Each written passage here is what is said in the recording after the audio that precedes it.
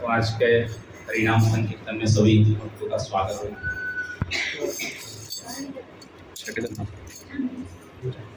आज का विषय वैष्णव सदाचार का है। कितने भक्त लोग जो नए हैं, एकदम पहली बार आए हैं? क्या कर रहे हैं? थोड़ा आप लोगों के लिए में भी डिसिप्लिन जो है वो कैसे मेंटेन करना है उसके बारे में हम लोग जान रहे हैं। जिस लोगों के लिए जरूरी है उन्हीं को माया ने पकड़ लिया है। आज रेगुलर डिवोटी है, आज 50-60% लोग है ही नहीं है, और उनके लिए ही जरूरी था आज का सेशन जो है वो वैष्णव सदाचार में फॉलो करना बहुत इम्पोर्टेंट है। नए हैं उनको तो वैसे भी नया है तो धीरे धीरे पापा पगली भरेगी, अभी आगे समय लग जाएगा।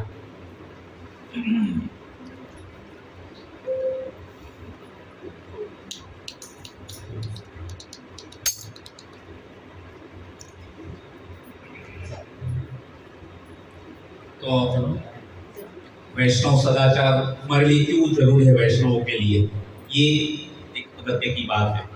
तो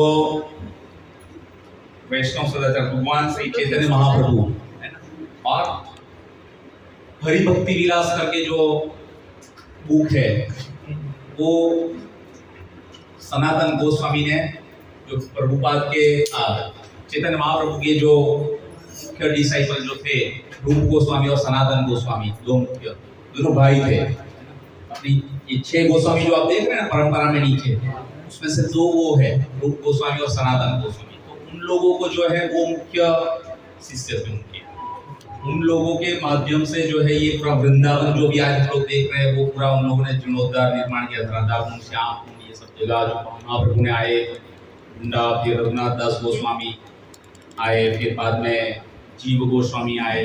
तो ये सब 6 गोस्वामियों ने मिलके जो है वृंदावन में सब ये मंदिर जो है स्टैब्लिश किए।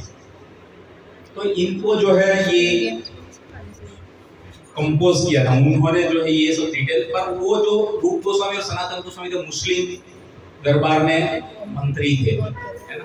तो इसलिए अभी मुस्लिम अगर कोई बुक लिखेगा कोई हिंदू के लिए तो कोई एक्सेप्ट करेगा? लोग संशय करेंगे ना, यार मुसलमान ने बुक लिख दिया, मुसलमान का बुक हमको क्या वो करने का, मानने का।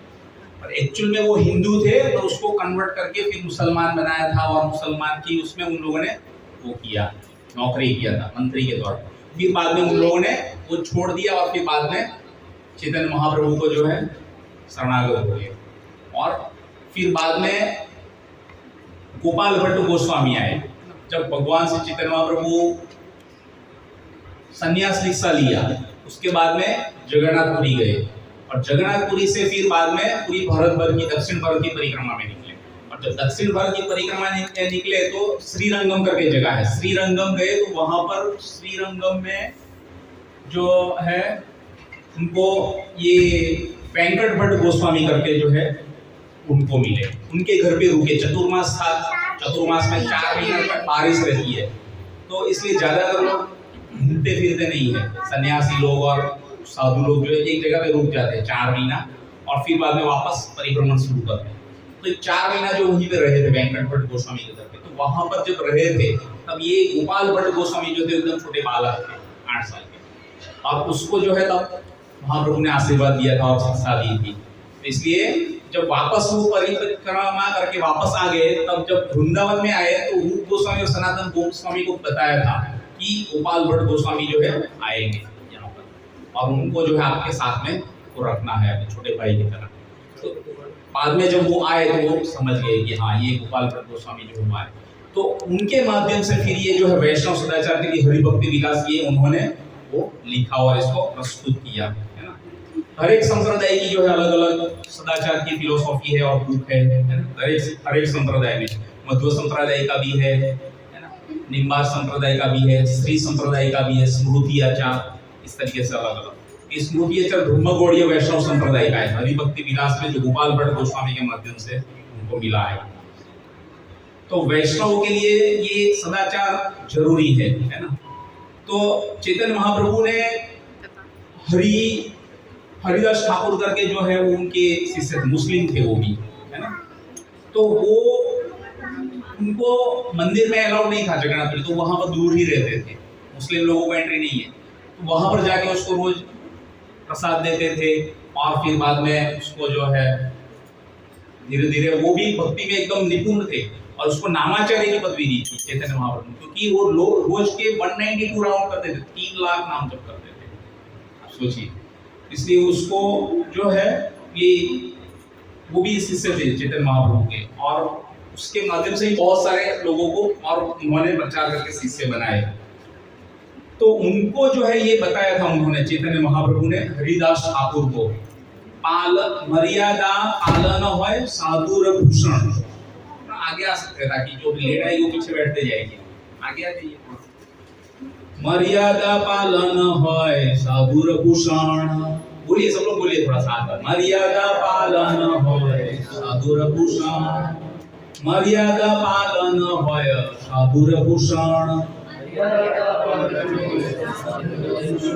मर्यादा पालन होय साधुर भूषण। साधु साधु व्यक्ति किसको बोलते हैं? जो धोती कुर्ते में रहते हैं ना, उनको साधु बोला जाता है ना। तो साधु का भूषण क्या है? जब वो सदाचार फॉलो करे, है ना, वैष्णव सदाचार, है ना, तिलक होना चाहिए, कंठी माला पहनी होनी चाहिए, शिखा होनी चाहिए, धोती कुर्ता होना चाहिए, ये पूरा ट्रेडिशनल जो ड्रेस में रहते हैं ना, उसको जो है साधु बोलते हैं ना। आप जाओगे इधर प्रचार के लिए बाहर, तो लोग आपको रिस्पेक्ट करेंगे, है ना। धोती कुर्ते में ऐसे में रहते हैं तो उसको रिस्पेक्ट मिलता है कि नहीं। तो रामा में जाते हैं तो पता है, रामा में लोग बहुत रिस्पेक्ट देते हैं, आइए आइए पंडित जी महाराज आइए आइए, ऐसा है ना। तो ये भूषण है, ये आभूषण है, इसके लिए मर्यादा भी पालन करनी पड़ती है। अभी अगर कोई एक कपड़े पहन लेता है धोती कुर्ता, और फिर बाद में वो घूमता है ना, तो उसको उससे दिखा जाता है, वो जो बड़ा दिखता है वो क्या बोलते हैं उसको, लेंस उससे लगा के दिखा जाता है। हाँ, ये तो आपके ऊपर बहुत अच्छी से नजर रहती है कि आप क्या बोलते हो, किसके लिए बोलते हो, और क्या बोल रहे हो, है ना। कब उठ रहे हो, क्या खा रहे हो, क्या पी रहे हो, कब सो रहे हो, कैसे आपकी बॉडी लैंग्वेज है, बहुत सारी चीजें देखी जाती है। और उसमें भी अगर जो गेरुआ वस्त्र जो पहन लिया है, उसको तो और डबल दूरबीन लगा के देखा जाता है कि ये तुम्हारा पर जबरदस्त है ना। उसके साथ में जो ये उसका आभूषण है, इस तरीके से ये जीव जो है उसको दर्शन करते हैं, देखते हैं, उसको मान लेते हैं। तो इस हिसाब से उसको भी बिहेव करना और उसको भी जो है रेसिप्रोकेट करना बहुत जरूरी है ना। तो ये इसलिए इम्पोर्टेंट है कि ड्रेस जो है वो प्रॉपर होना चाहिए, आचार, है ना, फिर नित्य कर्म और फिर व्यवहार। ये क्यों जरूरी है हमको वैष्णव सदाचार?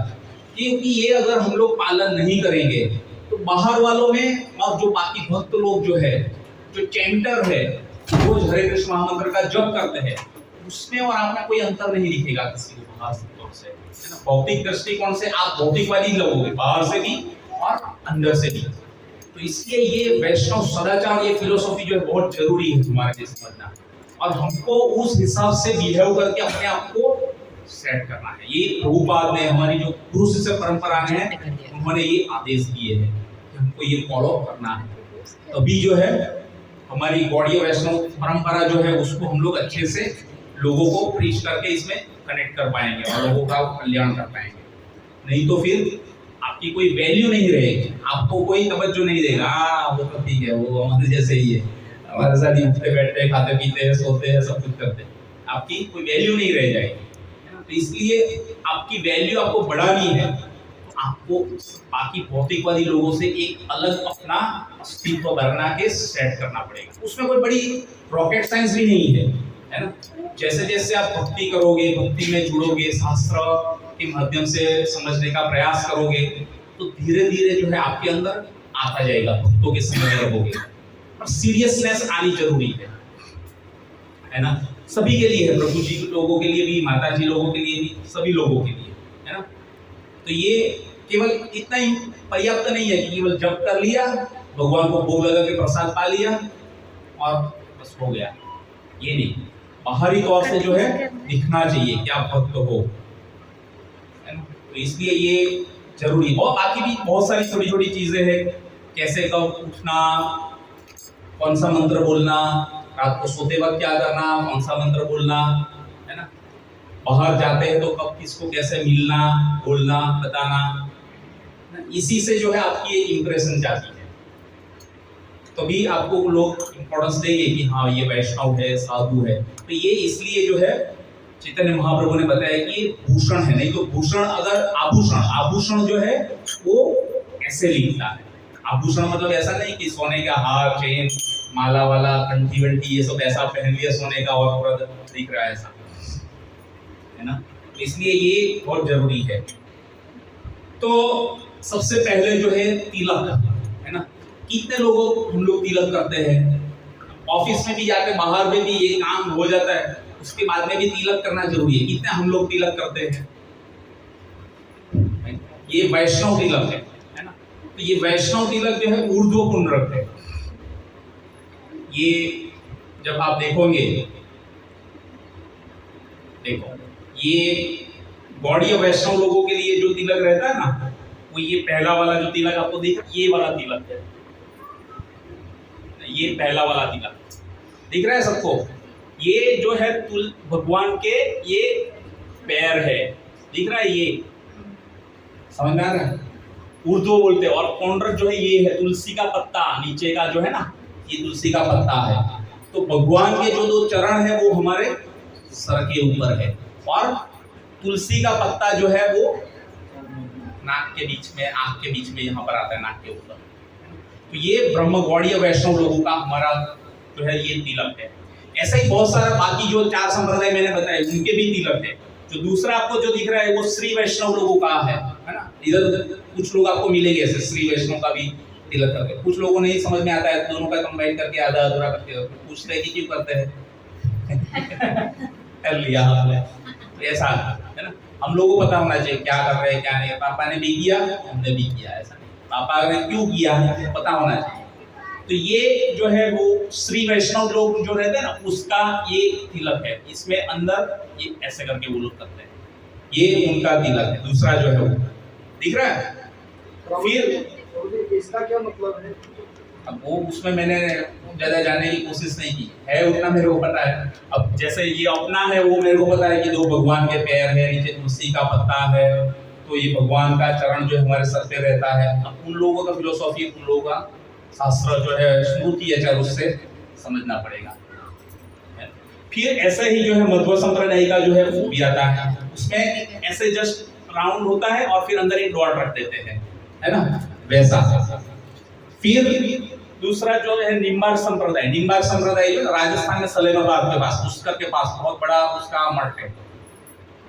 तो उनका जो तिलक है वो ऐसा रहता है, देखो ऐसा नीचे से राउंड और ऐसा बीच में से ऐसा, ये ऐसा तिलक वो लोग करते हैं, है ना। सबके अलग अलग तिलक है।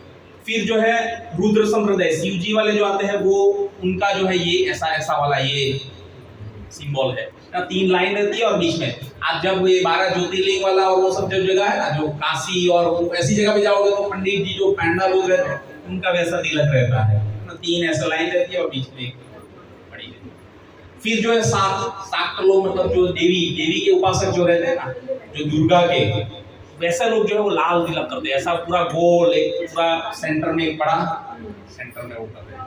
ये उन लोगों का तिलक है। इस तरीके से ये सब का अलग अलग सिग्निफिकेंस है। ये सबके तिलक है ऐसे। ये स्वामीनारायण वाले कौन से संप्रदाय में? वो ये बीच ऐसे करके बीच में रेड लगा, तो वो आपने बताया मध्व संप्रदाय का ऐसा बीच में डॉट। मेरे को भी आइडिया नहीं है स्वामीनारायण वाले का कौन सा क्या फिलोसॉफी है और क्या करते हैं। मैंने जानने का कभी इच्छा भी नहीं हुआ और पता नहीं, अभी वो होगा जो भी है। तिलक वही है जो करते हैं उनको पूछ सकते हैं, ये भी पता नहीं होगा, लेकिन उसको भी तकलीफ वही है अभी, है ना। मेरे को आइडिया नहीं है उसका कि क्या उनका सिग्निफिकेंस है। प्रभु जी, ये अपन ये जो गोपी चंदन लगाने के बाद ब्लैक कलर से भी रोड़ी, हाँ वो कर सकते हैं। ये जो ब्रज की जो मिट्टी है राधा कुंड की, वो लेके उससे करते हैं, वो करते हैं कई बार, और ये वैष्णव लोग भी करते हैं। वो तो करते हैं, कर सकते हैं। तो इस तरीके से ये साइन है, ये वैष्णव लोगों की जो है ना, विजय तिलक बोलते हैं इसको। क्या बोलते हैं? विजय तिलक, है ना। हरि, ये शरीर जो है हरि का मंदिर है। जब तक आप स्नान करके आओ और ये तिलक ना करो तब तक आपका शरीर अपवित्र रहता है। आचार्य ने ऐसे बताया। क्या बताया? अपवित्र है, आपका शरीर अभी पवित्र नहीं हुआ है, शुद्धिकरण नहीं हुआ है, ऐसा वर्णन किया है ना। तो वो तिलक करना जरूरी है। और कितना स्थान पे तिलक करते हैं? 12 स्थान पे तिलक करते हैं, है ना। सभी अलग अलग भगवान के नाम है, केशवाय नमः, माधवाय नमः, नारायणाय नमः, गोविंदाय नमः, त्रिविक्रमाय नमः, दामोदराय नमः, केशाय नमः। हाथ के ऊपर इधर में 2 रहते हैं, इधर में 2, फिर यहाँ पर साइड में 2, फिर नाभि के ऊपर 1, उसके ऊपर छाती के ऊपर 1 और एक गले के पास यहाँ से नीचे में 1, है ना, और पीछे में 2। इस तरीके से 12। और यहाँ पर जो शिखा रहती है जो है वहाँ पर, इस तरीके से ये जगह पर जो है हम लोग भगवान का नाम लेके ये गोपी चंदन से जो है तिलक करते हैं, है ना। और ये जो लेंथ रहती है वो भी आपकी पूरी ऊपर जहाँ तक हेयर है, बाल आपके दिख रहे हैं ना, वहां तक जाना चाहिए, उतना लंबा होना चाहिए, है ना? कुछ बार कई बार लोग इतना थोड़ा आधा ही करके छोड़ देते हैं, समझ में नहीं आता कि क्या तिलक होता है, किसके लिए, किस पर्पस से, सिग्निफिकेंस उनको भी नहीं पता होता है और फिलोसॉफी पूरी फॉलो नहीं करते हैं, पर करते रहते हैं अपने मन से, अपने हिसाब से जो है आधा अधूरा जो भी ज्ञान लिया, समझ में आया, करने लग जाते हैं ऐसा। तो ये हमको जान लेना बहुत जरूरी है। और जब लगाते हैं तो बीच में से एकदम क्लीन होना चाहिए, ये जो है ना, बीच में कई बार लोगों का जंगल निकल आता है ना, बीच में हाथ पैर ऐसे ही लगता है और पूरा इधर इधर होता रहता है, ऐसा नहीं। ये जो है एकदम नीट एंड क्लीन होना चाहिए। भगवान को सबसे प्रिय है ये गोपी चंदन जो है, वो उससे ये तिलक जो किया गया है। फिर जो है माला, कंठी माला, ये तुलसी माला जो है, ये भी जो भगवान को ऑफर की हुई गले में धारण करनी जरूरी है। और ये धारण वही लोग करते हैं जो प्याज, लहसुन, चाय, कॉफी इत्यादि का सेवन नहीं करते हैं, तो वो करना जरूरी है। तो ये ऐसा नहीं कि केवल एकादशी कर ली और ये तिलक लगा लिया, ये तो इतना हो गया, ऐसा नहीं। ये सब चीजें जो है कंबाइन है। जब हम लोग चैंटिंग करते हैं सुबह में, हम लोग हरे कृष्ण मंत्र का जप करते हैं नित्य, तो जब जप करते हैं ना, उससे पहले हम लोग स्नान ऑलमोस्ट कर ही लिया होता है। हाँ, नो डाउट कभी हम ट्रैवलिंग में है, कहीं पे भी है, तो भी एटलीस्ट हाथ मुंह धो के तिलक को कर ही देते हैं, ट्रेन में भी हो तो भी।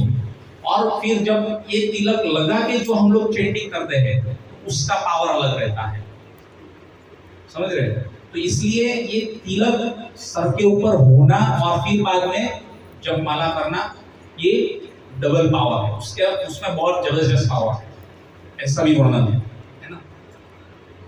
कई बार ये जो है ये कंठी माला ऐसे ही लोग धारण कर लेते हैं कि भाई यमराज नहीं आते हैं, है ना। एक्चुअली तो ऐसा ही है कि यमराज नहीं पकड़ते हैं जब तक आपके गले में ये है, लेकिन ऐसा नहीं कि चलो मरने का समय इसको पहना दो इसको, अभी कहीं पे जाने वाला है भी पहन लो, अभी उनकी बात में निकाल देंगे, चलेगा। ऐसा अगर है तो ऐसी एक रियलिटी एक है। एक बार क्या हुआ था, एक गांव में जो है कुछ आदमी लोग सब एक ब्लॉक कार्ड जैसा रहता है, उसमें बैठ के जा रहे थे, सब साथ में बैठ के जा रहे थे। तो ऐसा ही एक आदमी था, उसने गले में माला पहन ली थी कि मौत आएगी नहीं और यमराज पकड़ेगी तो आएगी नहीं। तो उसकी भी यमराज लोगों को सब पता रहता है, भगवान के दूत है वो, तो है ना, उनको सब पता रहता है, 12 महाजन में से एक है। और जब उन लोगों को पता रहता है कि ये इसने इस पर्पस से ऐसे ही पहना है, ऐसे ये फॉलो करने वाला या पालन करने वाला नहीं है, ये दिखावा करता है, फालतू वैराग्य जब रहता है ना, तो वैसा। तो फिर बाद में उसको जो कैसा मोड़ आता है, जब उसको जो बड़द गाड़ा जो उलट चल रहा था ना, तो चल रहा था वो पूरा पीछे से जो है आया एक बैल, उससे जोर से स्वाद देके पीछे से मारा, और जैसे ही उसको मारा आगे से पूरा ऊपर हो गया। आगे से ऊपर हुआ तो वो आदमी जो बैठा था वो सीधा उछला हुआ, और ऊपर जाके पेड़ के साथ में पूरा उसको फंसा, और पेड़ के साथ में फंस के उसकी माला जो है अंदर लटक गई, वो नीचे गिरा तो तुलसी माला निकल गई और वो नीचे गिर गया, और नीचे से लेके चले गए, अपना काम हो गया। तो ये मौत कभी भी कहीं पे कैसे भी कोई भी कहीं से भी आ सकती है। जरूरी नहीं है कि बस टाइम पे पहन लिया तो अपना हो जाएगा। हमेशा धारण करना चाहिए और शरणागत होके भगवान को रहना चाहिए और पालन करना चाहिए, है ना। और एकादशी जो है, आज एकादशी तो बहुत ही इम्पोर्टेंस है सभी वैष्णव लोगों के लिए। श्री संप्रदाय वाले हो, निम्बार संप्रदाय वाले हो, या रुद्र संप्रदाय वाले हो, या ब्रह्मगौड़ी वैष्णव संप्रदाय, सब लोग जो है एकादशी का पालन करते हैं। एकादशी के दिन भगवान ने जो है अन्न में जो है पाप रख दिया है ना। अन्न कभी नहीं खाना चाहिए। ये आज प्रसाद कौन लाया? ये लड्डू का माता जी आप लाए? ये एकादशी के दिन नहीं हम लोग नहीं ले सकते, है ना। भगवान को ले सकते हैं, भगवान सबसे परे है, भगवान के लिए कोई वो नहीं है ना। तो आज गलती से किसी को डिस्ट्रीब्यूशन में जाए नहीं तो किसी का फास्ट हो जाएगा। बच्चे लोग भी एकादशी करते हैं ना, तो ये दूध की आइटम लाया कीजिए, चाहे आप 10 पीस लाते हो तो 2 पीस लाइए तो भी चलेगा, थोड़ा सा तो ले सकते हैं। और दूध या ड्राई फ्रूट या मिल्क की जो प्रोडक्ट बनी हुई है वही लाने की, उसके अलावा ये चीज नहीं लाने की, क्योंकि ये वर्जित है हमारे लिए। ये ध्यान रखना है। अन्न में जो है भगवान ने उसको स्थान दे दिया है, पाप पुरुष को, इसलिए जो उस दिन अन्न खाता है उसको वो सब पाप लग जाते हैं, इसलिए ये नहीं करना चाहिए, है ना। वृंदावन में राधा वल्लभ मंदिर है, राधा वल्लभ मंदिर वाले जो वो संप्रदाय है, राधा वल्लभ संप्रदाय, वो लोग एकादशी का पालन नहीं करते हैं, वो अलग है। इसीलिए जो है वैष्णव लोग तो सभी जितने भी है, चारों संप्रदाय जो प्रमाणित संप्रदाय, सभी लोग एकादशी का पालन करते हैं। तो वो लोग क्यों नहीं करते हैं? वो लोग बताते हैं कि भगवान तो सबसे पहले, भगवान को सभी कुछ भोग लग सकता है, तो हम भी लगाते हैं। दाल चावल सब्जी रोटी आप भी लगाइए, आज भी लगाना तो लगाइए, पर आपको नहीं लेना है, आपको प्रसाद दूसरे दिन लेना है ना। तो इसलिए वो हमारे लिए वर्जित है, तो ये पालन करना बहुत जरूरी है। सो they are not Vaishnav, those who are not following the Ekadashi व्रत। वैष्णव का जो ड्रेस है वो एकदम सही होनी चाहिए, जैसे पहले ही थोड़ा बताया कि स्त्री के लिए जो है वो साड़ी या फिर गोपी ड्रेस, ये जो चीज है वो डिजायरेबल है, और सर जो है कवर होना चाहिए, ये जरूरी है। और खासकर जो है स्त्रियों को शरीर जो है प्रॉपरली कवर्ड रखना चाहिए, ऐसा नहीं कि पूरा एकदम छोटा छोटा पहन के आ गए, और ऐसा नहीं होना चाहिए, बहुत ये जरूरी है। कभी बाहर से भी डिवोटी आते हैं, उसके सामने भी वैसी इंप्रेशन गिर जाती है कि हमारी कोई गलत इंप्रेशन न जाए कि यहाँ पर किसी को कुछ ज्ञान नहीं है, कुछ भी चलता है, लोगों को पता ही नहीं है, ऐसी इंप्रेशन नहीं जानी चाहिए, बहुत जरूरी है। और ये जिन लोगों के लिए जरूरी है वो सब है नहीं, और वो सब वैसे ही बाद में करते भी रहते हैं, इसलिए बहुत जरूरी है ये चीज जो है। और एकदम टाइट जो है कपड़े वो भी नहीं पहनने चाहिए, वो भी रिकमेंडेड नहीं है, एकदम टाइट कपड़े नहीं पहनने चाहिए। फिर बाल जो है वो कभी खुले नहीं रहने चाहिए स्त्रियों के। बाल जो है खुले किसके रहते हैं? कौन सा एक भागवतम का एक कथा आया था, उसमें था ना कोई स्त्री के बाल पूरे खुले थे, वो क्या थी? वो विधवा थी। वो स्त्री विधवा हो जाती है ना स्त्री, तो उसके बाल खुले रहते हैं। आजकल भी ना ऐसे ही बाल खुले रख के घूमती रहती है, और रात को तो ऐसे देख ले तो लगेगा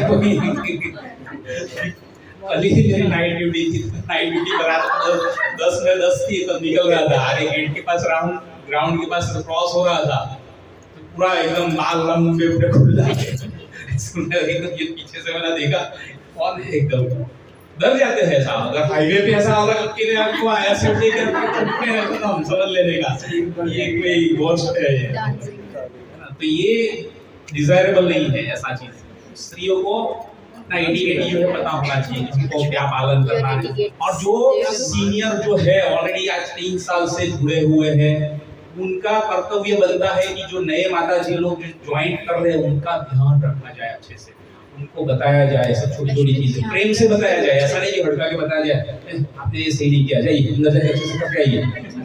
प्रेम से बताना, जिनको भी दूसरी बार आएंगे नहीं वो लोग। भक्त बनाना जरूरी है, तो इसलिए प्रेम से सबको बताना चाहिए, और इसी से जो है प्रीचिंग होती है ना, तो ये जरूरी है। फिर पुरुषों के लिए जो है धोती कुर्ता, आज तो पंडित जी नहीं पहनते हैं, पंडित जी को भी पहनने में शर्म आती है धोती कुर्ता, क्योंकि वो तो हमारी वैदिक वेशभूषा है, ये तो पहनना है ना। इसके लिए तो साड़ी है, साड़ी है। नित्य कर्म जो है सुबह में रोज जगना है ना। जगने का टाइम जो है वो ब्रह्म मुहूर्त कितना समय पहले शुरू होता है? 2 मुहूर्त 90 मिनट्स। एक मुहूर्त कितना मिनट का रहता है? 45 मिनट्स का रहता है ना। तो 90 मिनट्स के 2 मुहूर्त होते हैं, 1.5 घंटा। तो मोस्ट प्रोबेबली 6 बजे के आसपास जो सनराइज होता है, तो उसके उतने टाइम पहले रिकमेंडेड है आपको उठना। तो इसलिए हम लोग जो है मौन में जहाँ कहीं पे भी मंदिर है, डीटी है, तो वहाँ पर जो है 4:30 बजे मंगल आरती होती है, जरूरी है। आपने अगर विग्रह रखा है तो उतने बजे आरती है, और जिसके वहाँ विग्रह नहीं है, जो मंदिर है, सेंटर है, तो वहाँ पर जो है 5 बजे करते हैं, और जो घर में है वहाँ पर लास्ट 5:15 बजे आपको करनी चाहिए। और कई बार कुछ बड़े प्रोग्राम हो और ज़्यादातर गैदरिंग हो, सब लोग बेनिफिट ले सके, बाकी तो दिनों में लोग सोते रहते हैं, तो हम लोग थोड़ी रिलैक्सेशन लेके 5:30-6 ऐसे करते हैं। और ये स्टैंडर्ड है कि इतने बजे मंगल आरती होनी चाहिए, तो सुबह में उठना चाहिए जल्दी। और उठना है तो ये जो मुहूर्त है उसमें आप उठ जाओ लास्ट सुबह में, जो ब्रह्म मुहूर्त 6 बजे एंड हो जाता है, वो बहुत जरूरी है। इतने बजे तो उठ ही जाना चाहिए। और रात को भी जो सोने का रेकमेंडेड है 10:30 बजे, लास्ट 10:30 बजे तक आपको सो जाना चाहिए, 10:30 के बाद नहीं जाना चाहिए, है ना। और जब उठते हैं तो भी आपको मंत्र बोलना है ना। उठते वक्त भी मंत्र बोलना है, उत्तिष्ठ उत्तिष्ठ गोविंद, उत्तिष्ठ गरुड़ध्वज, उत्तिष्ठ कमलकांत, त्रिलोक्यम मंगलम करू। ये श्लोक है, समझ में आया? लिख लीजिए, आप गूगल में सर्च करोगे ना तो मिलेगा। हर शुरुआत ये काम, ये जो मंत्र है थोड़ा सर्च करके इसको लेके फिर ग्रुप में भी डाल दीजिए, ताकि जो आप नहीं अटेंड कर रहे हो उसको भी एटलीस्ट पता चल जाएगा, है ना। तो ये मंत्र सुबह में उठ के बोलना है ना, भगवान को जगाना है। उत्तिष्ठ उत्तिष्ठ गोविंद, उत्तिष्ठ गरुड़ध्वज, उत्तिष्ठ कमलकांत, त्रिलोक्यम मंगलम करू। इसका मीनिंग के साथ पूरा जो बताया गया है। आप बेड के पास लगा सकते हैं ये मंत्र, जहाँ पर सोते हो। 15-20 दिन आप रोज उठ के बोलोगे, फिर आपको याद रह जाएगा कि हाँ ऐसे ये है जी। जो ये मंत्र है अगर मिल जाता है तो उसको पढ़ के मीनिंग सुनाइए एक बार। फिर हाँ बोलिए। हे गोविंद उठो उठो, हे गरुड़ चिन्ह धारण करने वाले उठो, हे लक्ष्मी के प्रिय, तीनों लोगों को मंगल। माइक लीजिए, माइक पर बोलिए, पीछे लोगों को सुनाई दे। हरे कृष्णा। हे गोविंद उठो उठो, हे गरुड़ चिन्ह धारण करने वाले उठो, हे लक्ष्मी के प्रिय, तीनों लोगों में मंगल लाओ। तीनों लोगों का मंगल लाओ। ये भगवान गोविंद को जो है हम लोग हमारे जो गरुड़ पे आरोप है ना, ये जान लीजिएगा ग्रुप में, है ना। ये सुबह का मंत्र है उठते वक्त। फिर पृथ्वी के ऊपर जब पैर रखते हैं हम लोग उठ के बिस्तर में से, तो मंत्र है ना, वो दूसरा मंत्र वो बोलना जरूरी है ना। समुद्रम वासने देवी पर्वत स्तन मंडले, विष्णु पत्नी नमस्तुभ्ये, पाद स्पर्श क्षमा स्वमे। फिर से एक बार बोलता हूँ, ये भी श्लोक आप सर्च कर लीजिए गूगल में, इसको भी डालिए। समुद्रम वासने देवी, है ना, समुद्रम वासने देवी पर्वत स्तन मंडले, विष्णु पत्नी नमस्तुभ्ये, पाद स्पर्श क्षमा स्वमे। मुझे क्षमा कीजिए। विष्णु की पत्नी लक्ष्मी, पृथ्वी जो है भगवान की पत्नी है, हमारी माता है। उसके ऊपर जब हम लोग पैर रखने के लिए जाते हैं तो पहले आशीर्वाद देना चाहिए कि हमको पाप लगता है पृथ्वी के ऊपर पैर रखते, तो हम भगवान की सेवा करने के लिए उठ रहे हैं, ये हमारा मनोबल है और इसलिए हमको आप क्षमा कीजिए, है ना। पृथ्वी के जो है वो स्तन जो है पर्वत जैसे है, पर्वत जो है वो पृथ्वी के स्तन है माता के, इस तरीके से। तो इस तरीके से इसका मिला, वो श्लोक मिला। हाँ बोलिए, बोलिए। समुद्र, हरे कृष्णा। समुद्र वासने देवी, सुनिए सब लोग। समुद्र वासने देवी पर्वते स्तन मंडले विष्णु पत्नी नमस्तुभ्यं पाद स्पर्शम समस्वे समस्वे। मीनिंग है आया, जैसे मैंने बताया वो है। तो पृथ्वी के ऊपर जब हम लोग पैर रखने के लिए जाते हैं तो हमको क्षमा मांगनी है कि हमको माफ कीजिए, मैं उठूंगा तो फिर आपकी सेवा, भगवान श्री कृष्ण की जो है सेवा कर पाऊंगा। ये भी इम्पोर्टेंट है, ये भी निकाल लीजिएगा अपने, और ये भी बिस्तर के पास लगा देंगे। ये दो मंत्र जो है बहुत जरूरी है ना। सूर्योदय पहले से सबको जग जाना है और बाद में भी जो सोता रहता है उसको फिर ब्रह्महत्या का पाप लगता है, ऐसा भी लिखा है ना। और जो मंगला आरती नहीं करता है दूसरे दिन उठ के, जो मंगला आरती उसके अगले दिन के जो जितने भी पुण्य कर्म जो किए हुए हैं वो सब जीरो हो जाते हैं।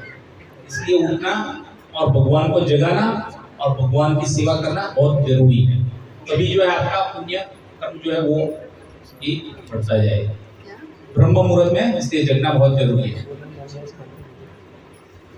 और ये हवा उजास जो आ जाता है, धूप निकल आती है, सूर्य नारायण देव नहीं सूर्य है ना, वो भगवान सूर्य नारायण देव। फिर बाद में आता है स्नान करते वक्त, जब आप स्नान करते हो बाथरूम में, है ना, तो स्नान करते वक्त भी मंत्र बोलना चाहिए। बोलते हो महामंत्र तो चलो वो तो सबको बोलना है, महामंत्र है, पर ये मंत्र जो है वो भी जरूरी। नदियों का जो नाम लेते हैं, गंगे च यमुने चैव गोदावरी सरस्वती नर्मदे सिंधु कावेरी जले अस्मिन् सन्निधिं कुरु। क्या है ये भी ढूंढ लीजिए, ये भी मिलेगा, ये श्लोक भी डालिए ग्रुप में। गंगे च यमुने, गंगा यमुना सरस्वती और गोदावरी च एव गोदावरी नर्मदे सिंधु कावेरी, ये तीनों नदी। जले अस्मिन्, आई अस्मिन्, सन्नी, सन्नी मतलब स्थित हो। जिस जल से मैं स्नान कर रहा हूं उस जल में आप सब पवित्र नदियां प्रवेश करो, जिससे मैं अपना शरीर जो है तन को शुद्ध कर पाऊं और फिर बाद में मैं वो भगवान श्री कृष्ण की सेवा में लगा सकूं। जले अस्मिन् सन्निधिं कुरु, ये इसका मीनिंग इस तरीके से समझ रहे। मिला वो श्लोक, मिल गया वो भी डालिए है, और उसके बारे में कुछ अलग पढ़ना हो बताना हो तो बता सकते हैं। ये श्लोक जो है बाथरूम में लगा दीजिएगा प्रिंट निकाल के, है ना, पानी नहीं लगे वैसी जगह पे। बच्चों को भी उस हिसाब से बता दीजिए, उसके सभी बाथरूम में लगा दीजिए जो 3-4 बाथरूम आपके घर में है। ये मंत्र बोलना जरूरी है। नर्मदे गंगे च यमुने च गोदावरी एव सरस्वती नर्मदे सिंधु कावेरी जले अस्मिन् सन्निधिं कुरु। सभी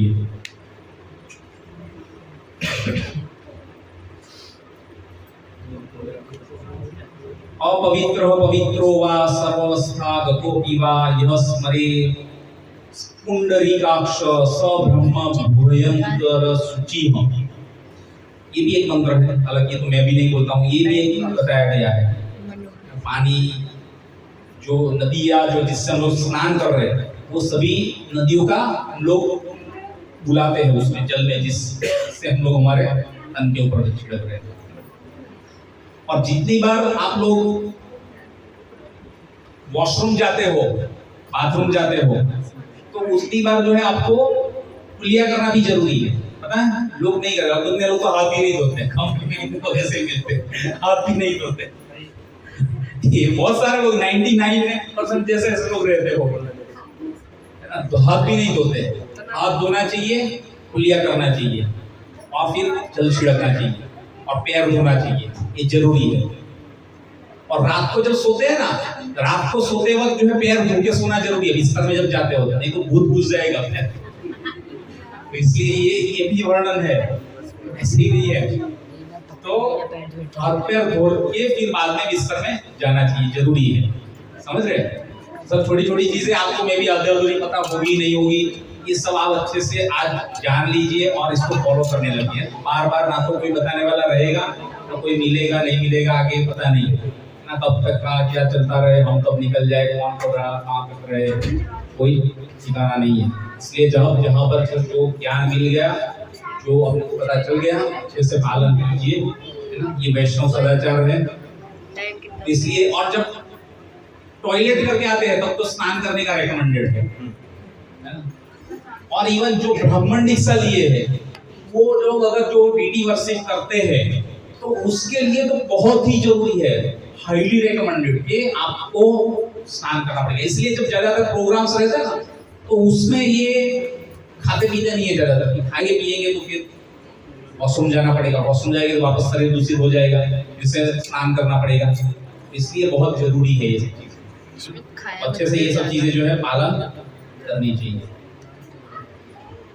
और सुबह में जब ये हम लोग उठ के जब भगवान को जगाते हैं, आरती करते हैं, उसके बाद में जो समय रहता है उसमें जो है हरे कृष्णा कृष्णा कृष्णा हरे हरे, हरे राम राम राम हरे हरे, महामंत्र करना, जप करना बहुत जरूरी है। सुबह सुबह का जो ब्रह्म मुहूर्त जो सतोगुण वाला समय है, वहां तक का पूरा समय जो उसको यूटिलाइज करना चाहिए, जितना एडजस्ट हो सके उतना।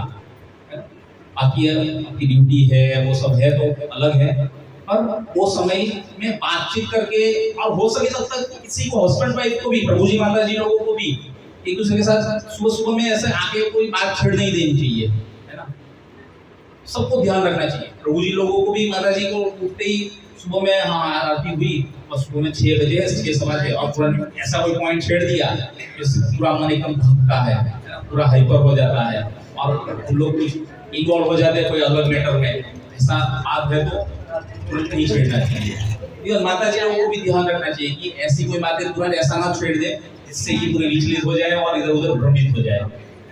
बहुत जरूरी है सुबह सुबह का जो ब्रह्म मुहूर्त का जो समय है और जो सतोगुण का समय है, उसमें आप अच्छे से थोड़े क्वालिटेटिव चैंटिंग राउंड कर लो भगवान के, वो आपको बहुत ही प्रभावशाली रहेगा।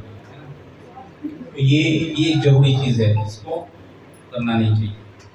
और प्रभु जी लोग है तो माता जी लोग है, और माता जी और प्रभु जी है तो उसको प्रभु जी को प्रभु, माता जी लोग करके बुलाने का, माता जी लोग प्रभु जी करके बुलाने का, भैया और भाभी नहीं, यहाँ कोई किसी का भैया भाभी नहीं है। और बच्चों को है ना ही कोई अंकल आंटी, यहाँ पे कोई अंकल आंटी नहीं है किसी का, है ना, ना ही कोई सर है, ना ही कोई मैडम है ना, सब भगवान के सनातन अंश है। और इसीलिए हमको ये रिस्पेक्ट देना चाहिए प्रभु जी करके और माता जी करके, भले ही उम्र में छोटे हो। और जो बड़े हैं वो भले ही भक्त नहीं बने हो, पर हमसे सीनियर है तो हमको सदैव हमेशा उसका रिस्पेक्ट करना चाहिए, उसके चरण स्पर्श करने चाहिए। जब भगवान श्री कृष्ण थे ना द्वापर में, तो भगवान श्री कृष्ण जब ये 5 पांडवों से मिलते थे तो युधिष्ठिर और भीम को प्रणाम करते थे, और अर्जुन से गले मिलते थे, और नकुल और सहदेव को आशीर्वाद देते इस तरीके से भगवान ने खुद भी फिर भी सेट एन एग्जांपल, उन्होंने ऐसे किया। हाँ माता जी, प्रभु जी पूछ रहे थे माता जी प्रभु जी बोलना क्यों है, क्योंकि जैसे कहीं कहीं प्रभु जी भगवान जी को भी करते हैं, तो वही रूप में हमको देखना है। अगर प्रभु करके आप बुलाते हैं प्रभु जी, तो प्रभु के दर्शन होने चाहिए। वो आत्मा है, जीवात्मा, उसके अंदर परमात्मा बैठे हुए हैं। अगर वो शुद्ध भक्त जीव है जो उसको आप प्रभु जी करके संबोधन कर रहे हैं, भगवान की सेवा में लगे हैं, तो उसको जो है इसलिए हम लोग प्रभु करके बुलाते हैं, प्रभु जी, क्योंकि ये भगवान के हम लोगों को अंदर दर्शन होते हैं उनके अंदर, और उसको हम लोग इमेजिन कर पाए, है ना। परमात्मा रूप में भगवान सदैव सभी के जीव में विद्यमान है ना। एक जो है ब्रह्म के स्तर पर रहते हैं कि हाँ भगवान है, भगवान के शरीर में से प्रकाश निकलता है ना, और उसका हम लोग ध्यान कर लेते हैं। सूर्य की किरण भले पूरा बंद है, पर अंदर किरण आ गई सूर्य की, सूर्य आ गया। एक्चुअली में सूर्य नहीं आए, वो सूर्य की किरण आई है। सूर्य तो बाहर अपने लोक पे है अभी, सूर्य का गोला तो अलग है, तो इसी तरीके से ब्रह्म का ध्यान करते हैं और परमात्मा का ध्यान। तो परमात्मा के रूप में हर एक जीव के अंदर विद्यमान है, जो कि उपदेश देते हैं और वही अनुमति देने वाले। उपदेश वो श्लोक है भगवद गीता का, कौन सा है?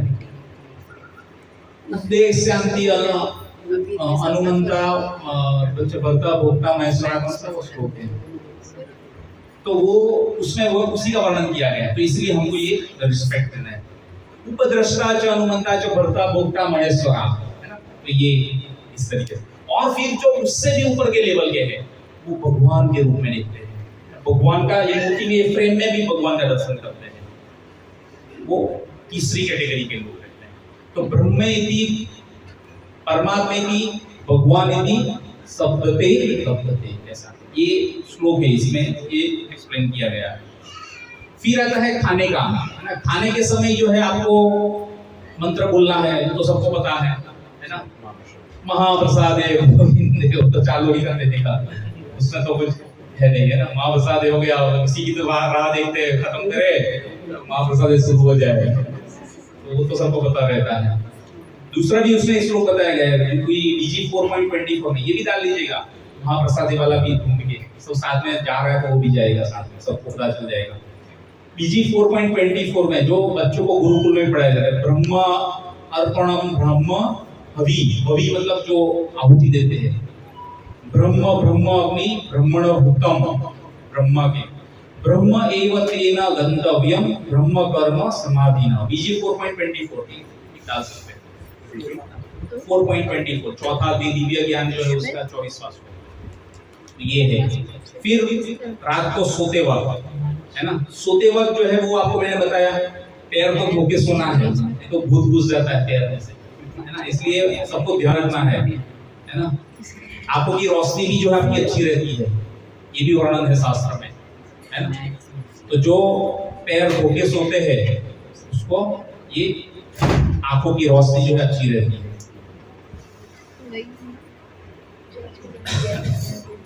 और रात को जब सोते हैं तब ये जो मंत्र बोलते हैं वो है अपराध सहस्राणि क्रियन्ते अहर्निशमया दासो अस्मि इति मां मत्वा मधुसूदन, है ना?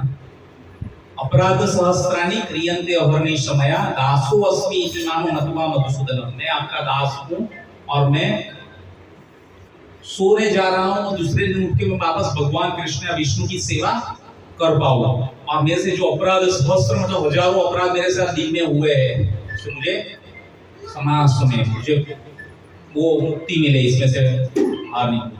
ये भी एक मंत्र है, वो भी आप बिस्तर के पास लगा के रख सकते हैं, सोने का जो मंत्र है वो, है ना?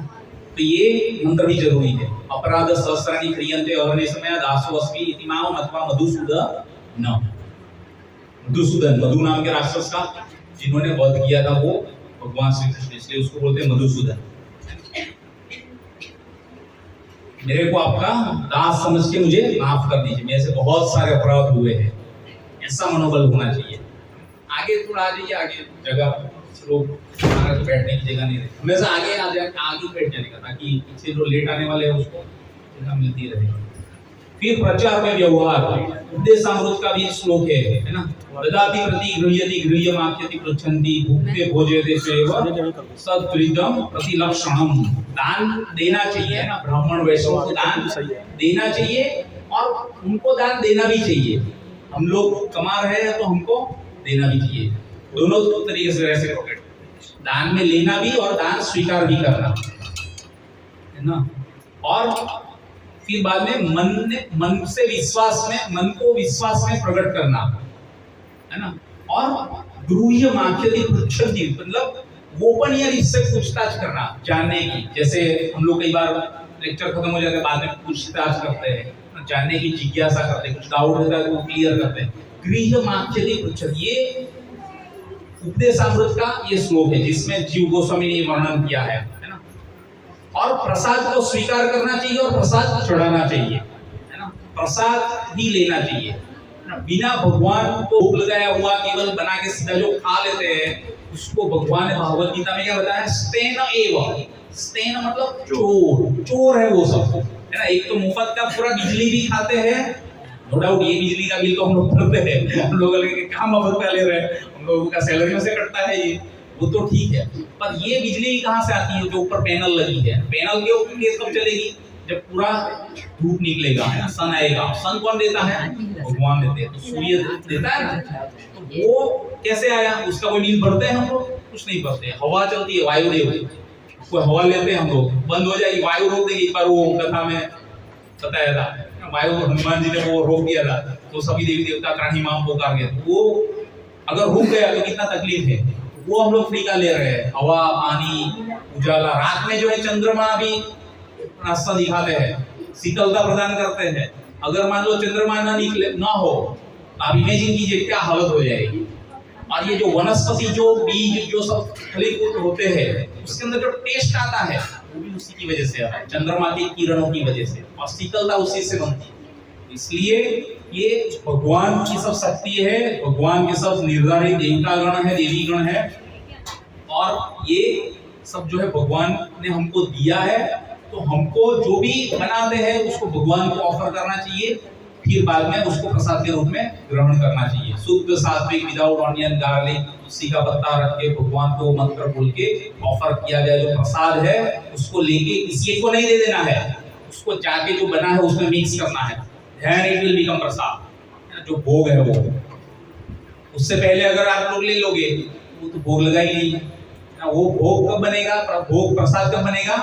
जब भगवान की कृपा होगी, है ना, टेस्ट लगेगा। अभी आप लोग सोच रहे होगे कि तो क्या दो चपाती डाली, 2 कटोरी दाल डाली, वही वापस आई, वापस वही 2 कटोरी वापस आई, कहाँ भगवान ने लिया? ये तो यार निर्विशेषवादी लोग ऐसा सुनते हैं कि आपकी मूर्ति को भोग लगाते हैं, भगवान को लेते नहीं, आप कह वो वैसा का वैसा, उतना का उतना ही है। और उसमें जो टेस्ट जो है वो भगवान की कृपा है, चेंज होता है, समझ रहे? आपको अनुभव करने का टाइम भी धीरे धीरे आएगा, भगवान की कृपा होगी। इसीलिए भगवान को भोग लगा हुआ चीज हमेशा ग्रहण करना चाहिए, है ना, ये बताया गया है। तो इसलिए प्रचार में ये सब व्यवहार, ये सब बहुत जरूरी है। आपको बोलना केवल बहुत जरूरी नहीं है, आप जो आचरण करते हो तो वो इम्पोर्टेंट है ना। प्रभुपाद ने अपने जो शिष्य थे तमाल कृष्ण गोस्वामी, उसको महाराज, उसको जो है चाइना भेज दिया था कि आप चाइना जाइए, उधर जाइए, प्रचार कीजिए, है ना।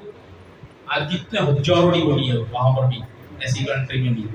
तो उन्होंने बोला कि प्रभुपाद मुझे वहां का मैं जाके कैसे करूंगा, मुझे बोलना वहां की लैंग्वेज नहीं आती, मैं कैसे बातचीत करूंगा, क्या बोलना जरूरी नहीं है। प्रभुपाद ने बोला तुमको बस करके दिखाना, आचरण जो आपका रहेगा वो देख के जो है वो तुरंत समय। हमारा एक मंदिर है, वहां पर जो है 2 भक्त जो है वो 2 वैष्णव थे, है ना, 2 सीनियर भक्त थे। वो एक दूसरे को जब मिले तो जो उन्होंने पंचांग प्रणाम किया, और जब प्रणाम किया तो ये उसने देखा, नया ही था, तो उसने देखा कि हाँ ये तो देखो पूरा इस तरीके से प्रणाम करते हैं। वो देख के जो है उसके अंदर वो गट्स आ गई कि उसने माला चालू कर दी, और उस समय में तो 16 माला पे पहुंच गया, और फिर बाद में धीरे धीरे वो भी सब फॉलो करने लग गया। इसलिए जो हम लोग सीनियर डिवोटी जो है वो हम लोग जितना अच्छे से फॉलो करते हैं, वही जो है नए लोग जो है तुरंत एब्जॉर्ब करते हैं।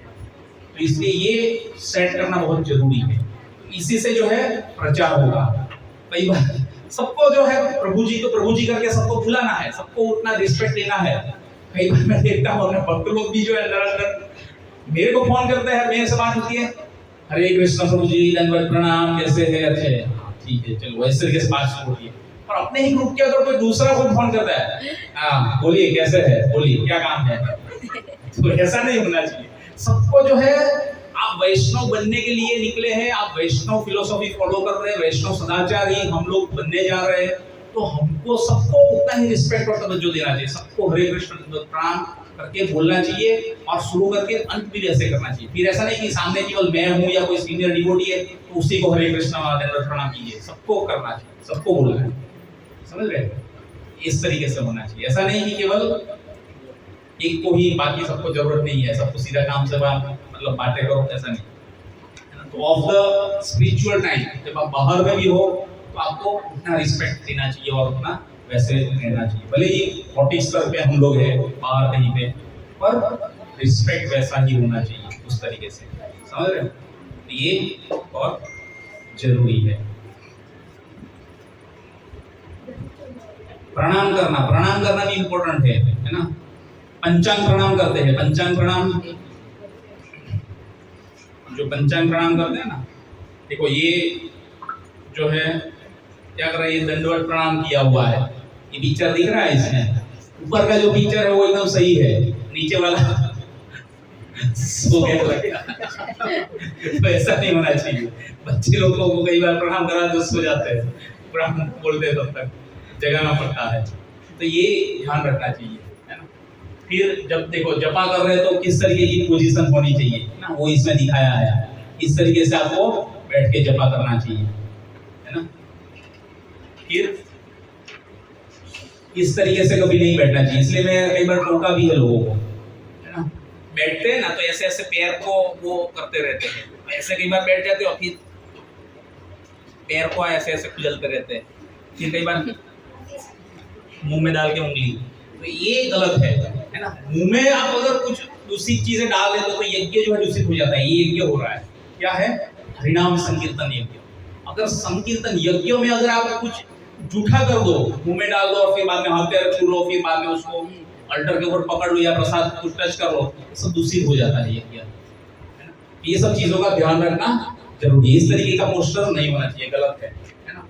फिर शिखा जो है वो रखनी बहुत जरूरी है ना। शिखा इस तरीके से होनी चाहिए, ब्रह्मरुद्र जो वहां से प्राण निकलते हैं, जो भक्त रहते हैं ना, जो भक्ति में लगे हुए हैं, उनके प्राण जो ऊपर जाते हैं, और जो अभक्त लोग जो है उसके प्राण नीचे हृदय में से निकलते हैं, ये भी वर्णन है। आत्मा निकलती है ना शरीर में से, आत्मा तो निकलेगी ना, आत्मा जो है पूरा शरीर में घूमती रहती है वायु के रूप में, तभी आप हिल-डुल रहे हो, चल रहे हो, कुछ सुन रहे हो, समझ रहे हो, कुछ रेसिप्रोकेट कर रहे हो, बोल रहे हो, नहीं तो आप एक जिंदा लाश बन जाओगे अगर आत्मा अंदर से निकल जाएगी। आत्मा है तो इसलिए हलन चलन कर रहे हैं। तो ये शिखा जो है वो भी होनी चाहिए लंबी, और उसको गांठ लगा के ऐसे रखनी चाहिए, बताया गया है ना। तो ये जरूरी है फॉलो करना, आइडेंटिटी है ये वैष्णव परिधान है, देखो तिलक किया है, कंठी माला पहनी है, धोती कुर्ता, तो इस तरीके से ये आइडेंटिटी है, समझ रहे। फिर जो है देखो अभी ये बहुत जरूरी है, हरे कृष्णा, तुम यहाँ से उठ के इधर में जाओ, यहाँ से उठ के उधर में जाओ, वो श्री प्रभु के बाजू में जाके बैठो, उधर से उठ के उधर जाओ, एटलीस्ट दिखाओ कैसे जाने का है।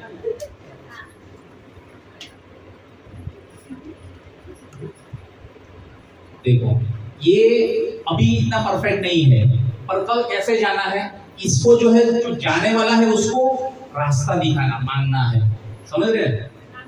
अभी तुम जाओगे यहाँ से होते हुए ऐसे वहां पर, है ना, कैसे जाओगे दिखाओ, और थोड़ा गाइड कीजिए उसको, सब लोग देखिएगा, उसको रास्ता मांगना है तुमको, पैर नहीं लगाना है, ऐसे उसको लाद के भी नहीं जाना है, रास्ता मांगते हुए वहां से निकल के जाना है। तो इस तरीके से रास्ता जो इससे ये प्रभु जी कैसे मांग रहे हैं, देखो हाँ ऐसे, और आपको देना है रास्ता, हाथ टच भी नहीं करना है उसको, आपको सीधा ऐसे ऐसे करते रास्ता करके निकल जाना है, और फिर जाके अपनी जगह पे बैठना है। तो ये एक वैष्णव एटिकेट है। ज्यादातर मैं देखता हूँ कई बार लोग ऐसे ऐसे आते हैं रैंप वॉक करते करते, ये तो अच्छा है छोटा घर है, जब बड़ा रहता है ना तो बीच में आते हैं ऐसे ऐसे ऐसे करते, लोग मेरे को देख रहे हैं, अच्छा गर्व महसूस करते वहाँ पर, और फिर बीच में उसको पता नहीं चल रहा है कि कथा चल रही है, कीर्तन चल रहा है, आरती चल रही है, और भगवान का लोग दर्शन कर रहे हैं, जो पुजारी खड़ा है वो भी साइड में खड़ा है, तो हम लोग बीच में से जा रहे हैं, ये पता होना चाहिए, है ना। तो इस तरीके से नहीं करना है, ये जरूरी है। और जब प्रसाद रहता है और कुछ ऐसा रहता है तो ये भी ऐसा दो हाथ करके जो लिया जाता है, कुछ ऑफरिंग की हुई चीज भी जब आप लेते हो बाकी दूसरों वैष्णव भक्तों को भी देने के लिए, बहुत जरूरी है, ये ध्यान रखना चाहिए। हाँ मतलब दो हाथ करते हैं जनरली, एक गुरुद्वारा में भी आप जाओगे तो एक हाथ से देते हैं, तो मना करता है कि दो हाथ लीजिए, बोलते हैं, इस ध्यान रखना चाहिए, दो हाथ करके फिर बाद में इस तरीके से लेते हैं। फिर जो है ये देखो कीर्तन करते जब तब ये ध्यान रखने का कि ये इस तरीके से पूरा खींचातानी, किसी को चोट लग जाए वैसा एकदम ऑफेंसिव वाला वो डांसिंग नहीं होना चाहिए, है ना। ध्यान रखना चाहिए, है ना, सिस्टमैटिकली अच्छे से करना चाहिए, ये भी इसमें दिखाया गया है। ये बुक बहुत अच्छी है, वैष्णव सदाचार, तो ये जिस किसी को बाद में जानना हो और पढ़ना हो समझना हो तो ये मेरे पास से ले सकते हैं। इसमें बहुत ही अच्छे से सब चीज़ें समझाई हुई। देखो सुबह में चैंटिंग करते हैं, इसमें से आपका पोस्टर कौन सा रहता है? देखो ये दीवार के ऊपर ही प्रभु जी रेस्टिंग करके फिर बाद में माला कर रहे थे, वो गलत है। कई बार लोग ऐसा चैंटिंग में क्या ऐसा पीछे रहती है, ऐसे वो भी गलत है। चैंटिंग बैग कभी ऐसे पीछे नहीं होनी चाहिए, चैंटिंग बैग हमेशा आगे ऐसे रहनी चाहिए, भले एक हाथ पीछे हो। तो ये चैंटिंग बैग हमेशा आगे साथ में रहनी चाहिए और ऐसा इतना रिलैक्स होके नहीं बैठना चाहिए, ऐसा वो भी मना कर रहे हैं पर बैठना पड़ता है। कलियुग में तो बैठ ही जाते हैं, पर ऐसा नहीं कि फिर ये बोल दिया तो मंत्र ही नहीं करने का, ऐसे बैठने का। तो मंत्र तो करना है, जप करना है ना, पर अच्छे से अच्छा जो है वो इस तरीके से। और ये तरीके से अच्छे से आप तभी कर पाओगे जब भक्तों के संग में बैठ के करोगे, तो और अच्छे से आप कर पाओगे। ये बहुत जरूरी है ये सब चीजें, है ना। ये वैष्णव एटिकेट है, छोटा छोटा चीज, पर ये हमको ये सब चीजें पता रहेगी तो हम लोग अच्छे से पालन कर पाएंगे, है ना। ये देखो जो 12 तिलक जो मैंने बताया ना, वो है इस तरीके से शरीर के ऊपर, समझ रहे, दिख रहे हैं? इस तरीके से तिलक करना है। रेडीमेड वो आता है तिलक करने का, बस वो सीधा रख देना है ना, गोपी चंदन के साथ में वो करके। तो इस तरीके से ये करना है सबको।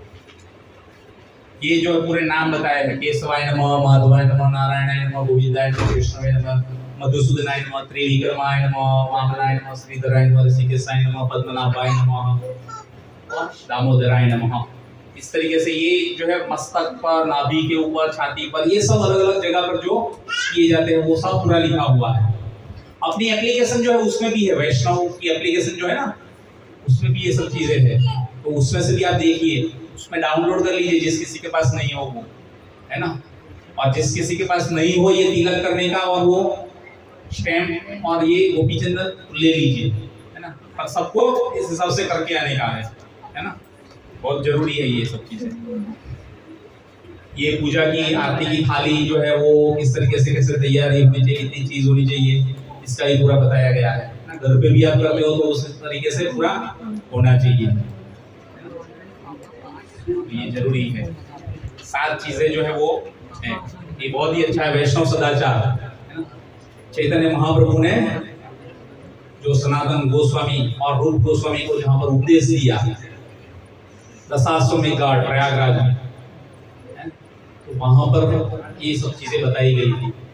और वही जो है गोपाल भट्ट गोस्वामी के माध्यम से उन्होंने कंपोज किया और बाद में उन्होंने प्रस्तुत किया, क्योंकि वो ब्राह्मण परिवार से थे और ब्राह्मण के पुत्र थे, जबकि वो मुस्लिम थे।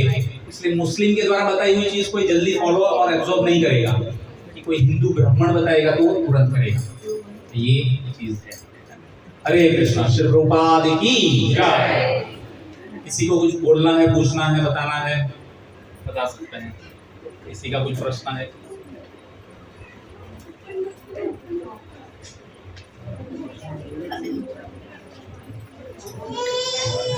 हरे कृष्णा। ये रिकॉर्डिंग जो हुआ है उसको डाल दीजिएगा कल चैनल के ऊपर और सब लोग देख लीजिएगा।